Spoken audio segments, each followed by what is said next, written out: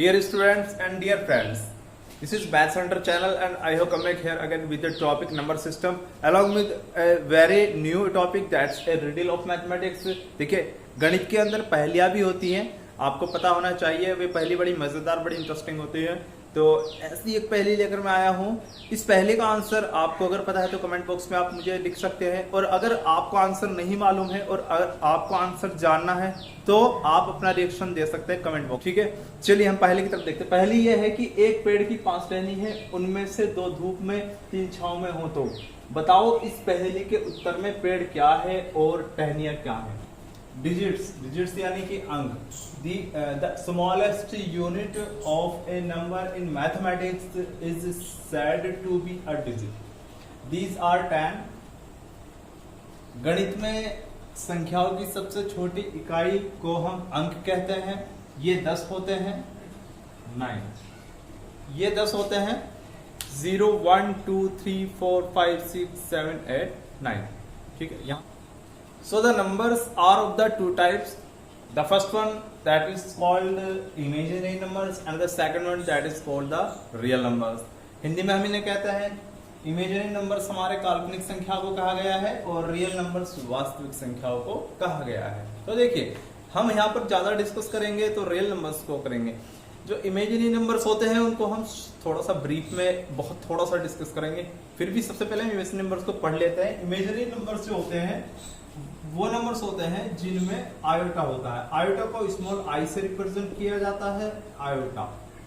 और जिस भी नंबर्स में आयोटा यानी स्मॉल आई इन्वॉल्व होगा वही नंबर इमेजिनरी नंबर्स होंगे। और हाँ, ये बता दूं आयोटा की वैल्यू कितनी होती है। आयोटा की जो वैल्यू होती है √(-1). This is the value of iota and we can say that iota square equal to -1, right. Now जैसे -i या 1/i या आयोटा स्क्वायर। तो हिंदी और इंग्लिश दोनों में मैंने लिख दिया है, इसको एक बार फिर से पढ़ लेते हैं। A set of all the rational and irrational numbers is called real numbers. और ए परिमेय संख्याओं के समूह को हम वास्तविक संख्या कहते हैं। तो देख लेते हैं परिमेय संख्या क्या होती है। रैशनल नंबर्स और परिमेय संख्याएं। The numbers which can be written in the form of p by q, where p and q are integers and q is not equal to 0, are said to be rational numbers. मतलब यह है कि p बटे q के रूप में लिखी जा सकने वाली या लिखी जाने वाली वो सभी संख्याएं जिनमें p और q पूर्णांक होना चाहिए और q 0 के बराबर नहीं होना चाहिए, परिमेय संख्याएं होती हैं। स्टूडेंट्स, वैसे मैंने रैशनल नंबर्स यानी परिमेय संख्या के ऊपर एक सेपरेट वीडियो बनाई हुई है जिसमें परिमेय संख्या को बहुत ही डिटेल्स में एक्सप्लेन किया हुआ है। हाँ, इसके पहले मैंने एक वीडियो बनाई थी फ्रैक्शंस यानी भिन्न के आधार पर। तो भिन्न की जो भी वीडियो है उसमें आपको देखने को मिलेगा कि जितनी भी भिन्न होती हैं उनमें जो है p बटे q का रूप होता है। तो सभी भिन्न जो है वो परिमेय संख्याएं होती हैं। तो हमें ये याद रखना होगा कि सभी भिन्न परिमेय संख्याएं होती हैं। लेकिन परिमेय संख्याओं के उदाहरण के लिहाज से अगर हम बात करते हैं तो देखिए परिमेय संख्या ये हो सकती है जैसे 3/4 यानी 3/4, 0.3 यानी 3/10, 0 भी परिमेय संख्या, क्योंकि 0 को 0/5 के रूप में भी लिख सकते हैं, 0/1 के रूप में लिख सकते हैं, 0/3 के रूप में, या 0/anything कोई भी नंबर ले सकते हैं। ठीक है, तो 31/1 तो ये भी एक परिमेय संख्या हो सकती है। 22/7 जो पाई का मान होता है ये भी परिमेय संख्या होती है। 16/17. So these all are the examples of the rational numbers and there may be some more examples etc. Irrational numbers को हम सिर्फ आपको एग्जाम्पल के आधार पर ही समझा देते हैं, बहुत अच्छा रहेगा। देखिएगा, जैसे मान लीजिए हमने लिखा √64, तो 64 का जो अंडर रूट होता है उसका रिजल्ट कितना होता है 8। लेकिन ये 64 एक पूर्ण वर्ग संख्या थी, परफेक्ट स्क्वायर नंबर था। इसीलिए इसका वर्गमूल निकल गया। लेकिन कुछ ऐसी भी संख्याएं होती हैं जो परफेक्ट स्क्वायर नहीं होती हैं, यानी पूर्ण वर्ग नहीं होती हैं। तो इस केस में क्या होता है, देखिएगा, जैसे मान लीजिए एक संख्या हम ले लेते हैं 7। अब 7 का वर्गमूल करेंगे, 7 क्या नहीं है, परफेक्ट स्क्वायर नंबर नहीं है। तो ऐसी संख्याएं जो परफेक्ट स्क्वायर नहीं होती है, यानी पूर्ण वर्ग नहीं होती हैं, तो जब हम उनका वर्गमूल करते हैं या स्क्वायर रूट फाइंड करते हैं तो वो अपरिमेय संख्याओं के रूप में आ जाती हैं। For example, √2, √5, √30, √7, √23। कोई और भी नंबर हम ले सकते हैं, जैसे हम देख लेते हैं √11, √12, √18। अच्छा, ये हमें पता रहना चाहिए कि जो संख्या वर्गमूल के अंदर हमने ली है वो संख्या परफेक्ट स्क्वायर या पूर्ण वर्ग नहीं होनी चाहिए। पूर्ण वर्ग नहीं होगी तभी वो अपरिमेय संख्या बनेगी। तो 3535 रिपीट हो रहा है, यानी एक रिपीटिशन जो डिजिट्स का हो रहा है। तो इस तरह की डेसिमल नंबर जो होती है या दशमलव संख्याएं होती है वो तो होती है परिमेय संख्याएं। हाँ, ये तो हमारी परिमेय संख्या है। तो हम अगर बात कर रहे हैं अपरिमेय संख्या के एग्जाम्पल की, तो ये अपरिमेय संख्या का एग्जाम्पल नहीं है। बट अगर हम ऊपर वाली संख्या को देखते हैं तो ऊपर वाली संख्या में 0.437510629331, तो इसमें क्या है, कोई भी डिजिट्स का रिपीटिशन किसी ऑर्डर्स में नहीं हो रहा है, कोई क्रम नहीं है यहाँ पे। किसी भी कोई भी अंक अगर रिपीट हो भी रहा है तो वो किसी पर्टिकुलर ऑर्डर में या खास क्रम में नहीं होता है। तो इसीलिए ये हो सकती है, इस तरह की संख्याएं होती हैं हमारी परिमेय नहीं बल्कि अपरिमेय संख्याएं। इस प्रकार की संख्याओं को हम कहते हैं अपरिमेय संख्याएं। तो अपरिमेय संख्याओं के बारे में इतना ही। देखिए, इवन नंबर्स क्या होते हैं, ऑड नंबर्स क्या होते हैं, प्राइम नंबर्स क्या होते हैं, और इसके अलावा कुछ और नंबर्स भी हम यहाँ डिस्कस करने वाले हैं जो बड़े इंपॉर्टेंट होते हैं। अच्छा, देखते हैं इवन नंबर, जो नंबर्स 2 से डिवाइड इजीली हो जाते हैं, बस वही नंबर इवन नंबर, यानी सम संख्याएं। अब सम संख्याएं जो होती हैं, जैसे एग्जांपल हम ले लेते हैं 2। 0 भी इवन नंबर्स होते हैं। 0 के बाद 2, 2 के बाद 4, 4 के बाद 6, 6 के बाद 8,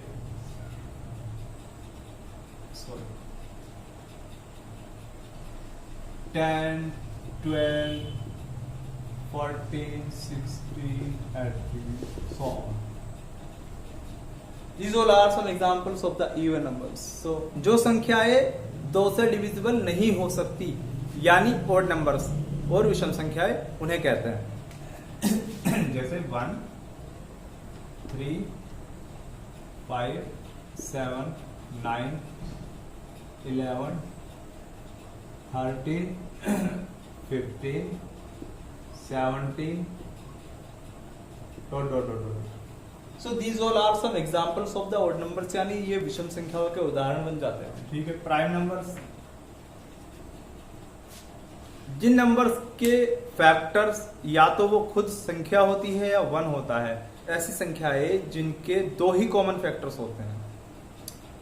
the numbers which can be divisible by itself और 1 are said to be the prime numbers. जैसे हम एग्जांपल में लेते हैं, स्मॉलेस्ट प्राइम नंबर क्या आता है, 2 होता है। सबसे छोटी अभाज्य संख्या है 2, उसके बाद में 3 है, उसके बाद में 3, next that's 5, next that's 7, next that's 11, next that's 13, next 17, 23,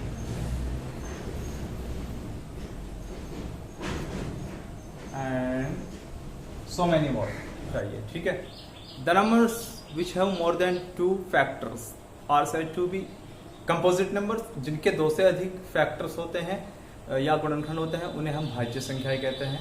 example लेते हैं, जैसे एग्जाम्पल में हम ले सकते हैं 4, 6, 8। अब देखिए, इनके फैक्टर्स में बता रहा हूं, जैसे 2 के फैक्टर्स में 1 भी आएगा, 2 भी आएगा, 4 भी आएगा। 6 के फैक्टर ले लेते हैं, 6 के फैक्टर्स क्या हो सकते हैं, 1, 2, 3 एंड 6। 8 के फैक्टर्स देखते हैं, 8 के फैक्टर्स में 1 आएगा, 2 आएगा, 4 आएगा, खुद 8 आ जाएगा।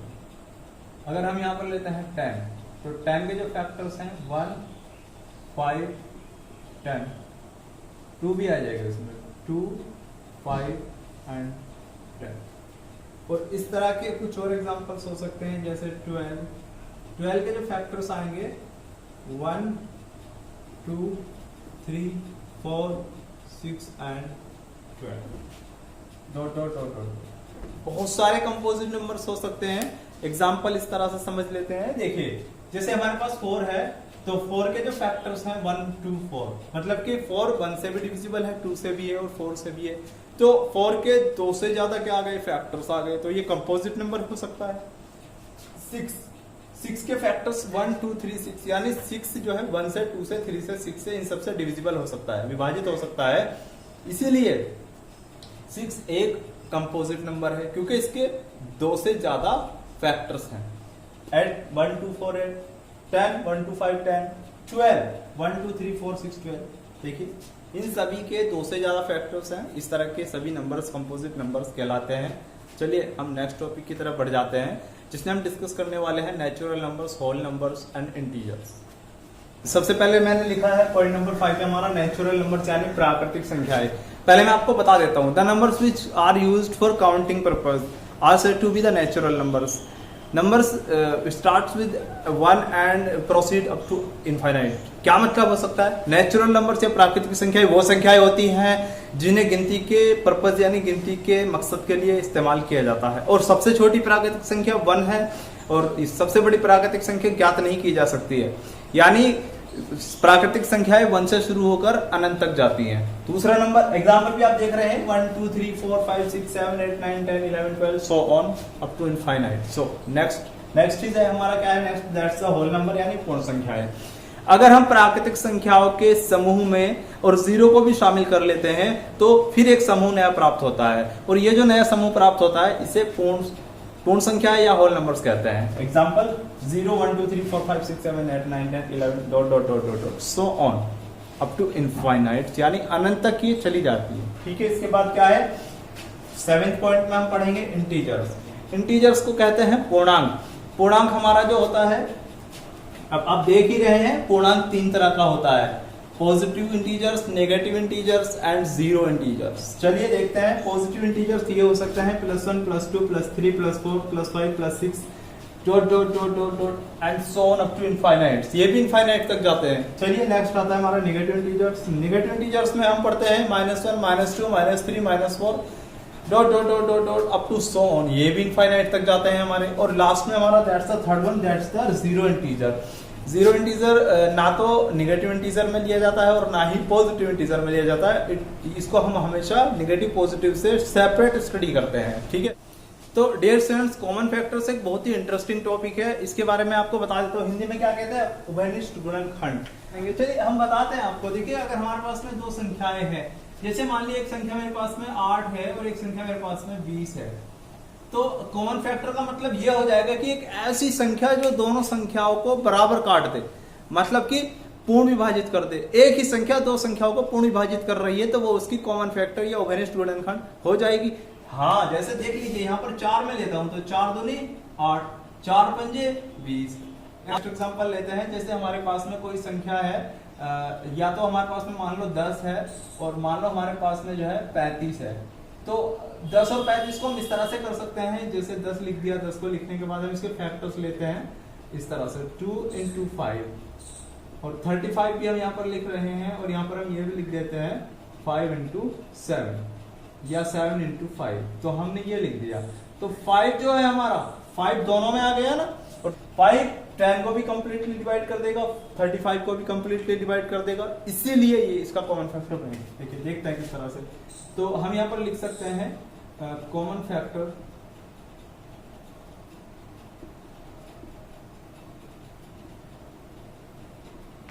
Of 10 and 35 is 5।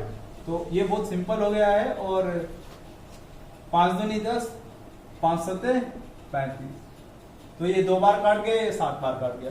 Common factors ज्यादा मुश्किल नहीं हो तो समझना, इसमें बस इतना ही समझाना था मुझे आपको।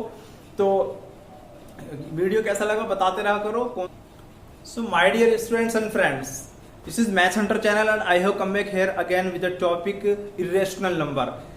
क्वेश्चन लिया हुआ है एक्सरसाइज 1.3 से NCERT maths of 10th class 10th की एनसीईआरटी से। क्वेश्चन में यह है कि देख लेते हैं, सिद्ध कीजिए कि √5 एक ए परिमेय संख्या है। अब इसको जब हम सिद्ध करने जा रहे हैं तो हमें यहाँ पर दो बातें याद रखनी होती हैं। दो बातें यह हैं कि पहली बात हमें पता होना चाहिए कि कॉमन फैक्टर यानी उभयनिष्ठ गुणनखंड क्या होता है, और दूसरी बात हमें यह पता होना चाहिए कि कॉन्ट्रडिक्शन क्या होता है। कॉन्ट्रडिक्शन का मतलब होता है दो बातें एक दूसरे को टकराती हैं, यानी एक दूसरे के अपोजिट हो जाती हैं। दो ऐसे फैक्ट होते हैं जो तथ्य आपस में एक दूसरे के अपोजिट हो जाते हैं। So this is called the contradiction. तो कॉन्ट्रडिक्शन मेथड ही हम यहाँ पर अप्लाई करने वाले हैं। तो स्टूडेंट्स देख लेते हैं किस तरह से हम इसको करते हैं। So let's start. देखिए सबसे पहले हमें लिखना है कि माना √5 एक परिमेय संख्या है। तो हम ऐसा मान लेंगे कि √5 जो है वो एक परिमेय संख्या है, क्योंकि जब आपको मैंने पढ़ाया है पहले कुछ वीडियोस आप देख लेना कि परिमेय संख्याएं जो है p/q रूप में होती है।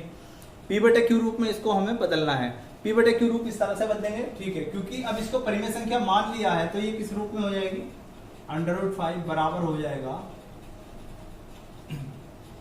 a/b, इस रूप में आ जाएगी। यही है क्या p/q वाला रूप। जबकि एक बात ध्यान रखनी है, ये इस प्रकार है कि a व b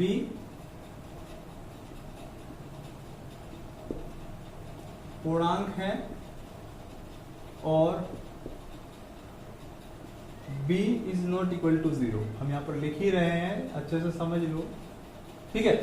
तो अब मैंने माना है √5 एक परिमेय संख्या है, और परिमेय संख्या होने की शर्त क्या होती है कि ये संख्या a/b रूप में होनी चाहिए और जहां b कोई 0 के बराबर नहीं होना चाहिए। चलिए आगे बढ़ जाते हैं। इस तरह से हम लिख सकते हैं कि सबसे पहले हम क्या करेंगे, इसको वर्ग कर लेते हैं, ठीक है। वर्ग करने पर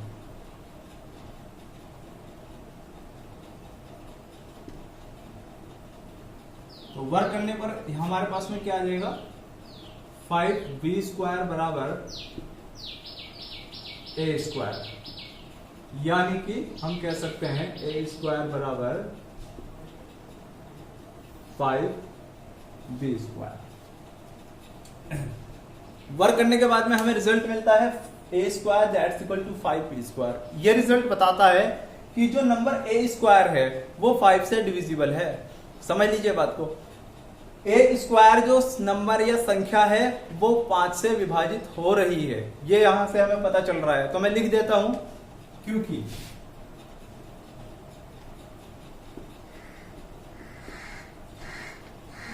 a² 5 से विभाज्य है।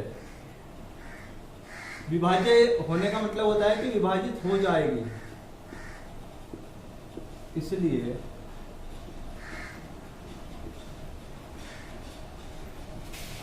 a भी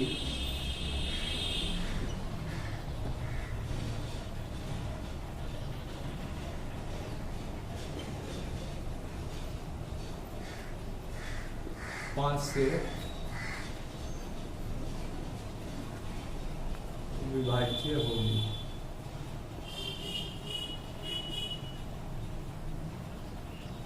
वर्ग किसी दूसरी संख्या से विभाजित हो रही है तो वह संख्या खुद भी उस संख्या से विभाजित हो जाती है। इस बात को ऐसे समझ लेते हैं, जैसे मान लीजिए a² 5 से विभाजित हो सकती है तो a भी 5 से विभाजित हो सकती है, बस इतना आपको समझना है, ठीक है। अब तो हम क्या मान लेंगे, हम मान सकते हैं a बराबर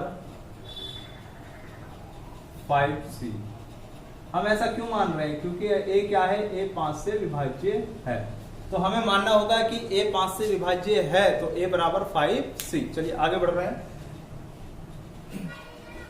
डियर स्टूडेंट्स, हम यहां पर एक कंक्लूजन पे पहुंच गए हैं कि जो b² है वो भी 5 से विभाज्य है, अर्थात b 5 से विभाज्य है।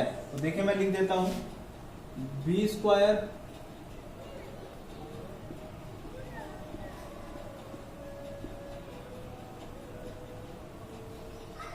5 से विभाज्य है तो b भी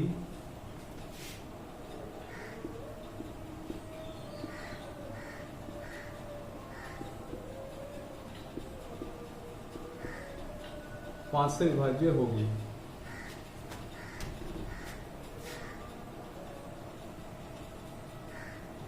इस प्रकार ये जो मैंने लिखा है इसमें आपको एक बात बता देता हूं कि ए और बी में एक के अतिरिक्त कोई और उभयनिष्ठ गुणनखंड नहीं होना चाहिए था, लेकिन एक उभयनिष्ठ गुणनखंड आया और वो आया 5, तो ये दोनों बातें एक दूसरे के अपोजिट आ गई, कॉन्ट्रडिक्शन में आ गई। ऐसा इसलिए हुआ है क्योंकि शुरू में ही हमने गलत सपोज कर लिया था, गलत कंसिडर कर लिया था, ये गलत मान लिया था कि हमने मान लिया था √5 एक परिमेय संख्या है। तो उस गलत को सही करने का तरीका यह है कि हम ये मान लेते हैं कि √5 एक परिमेय संख्या है। So now we can say that √5 that's a irrational number. This is the method how to prove √5 is a irrational number. तो इस तरह हम कह सकते हैं कि √5 ए परिमेय संख्या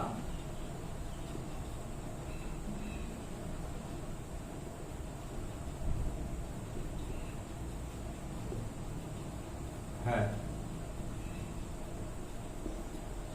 तो डियर स्टूडेंट्स, वीडियो आपको कैसे लग रहे हैं और आपको क्या समझ आ रहा है, क्या समझ नहीं आ रहा है, मैं अपनी तरफ से पूरी कोशिश कर रहा हूं। अगर फिर भी अगर आपको कुछ समझ नहीं आता है तो आप कमेंट बॉक्स में बताया करें, ठीक है। चैनल पर बने रहने के लिए शुक्रिया। जय हिंद, जय भारत।